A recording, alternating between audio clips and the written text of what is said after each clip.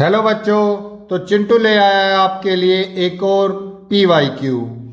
Question है, how many terms of the AP 27, 24, 21 and continue must be taken so that there sum is 105 and which term of the AP is 0। अब question में given क्या क्या है।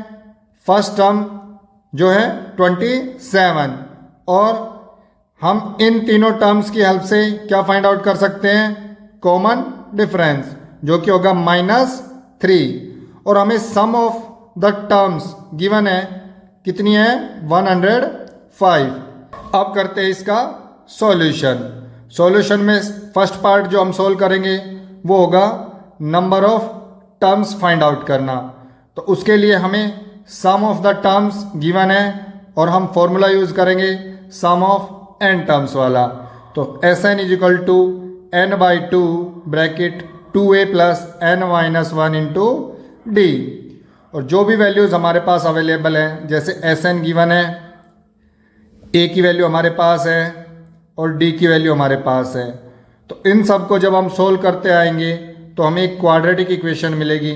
और जब हम इस क्वाड्रेटिक इक्वेशन को सोल्व करेंगे तो हमारे पास n की दो वैल्यू आएंगी, एक आएगी 14 और दूसरी आएगी 5। So number of terms can be 5 और 14 so that there sum is 105। तो हमारे पास n की दो वैल्यू आ गई, एक तो 14 और एक 5, जिनका सम 105 होगा। अब करते हैं सॉल्यूशन पार्ट 2। तो पार्ट 2 क्या है, विच term of the AP is 0। तो AP की कौन सी टर्म 0 होगी, हमें ये बताना है या हमें ये फाइंड आउट करना है। तो इसके लिए यूज करेंगे हम formula nth term of AP। तो बेटा an तो है 0, a की वैल्यू है 27, n हमें फाइंड आउट करना है और d की वैल्यू है -3।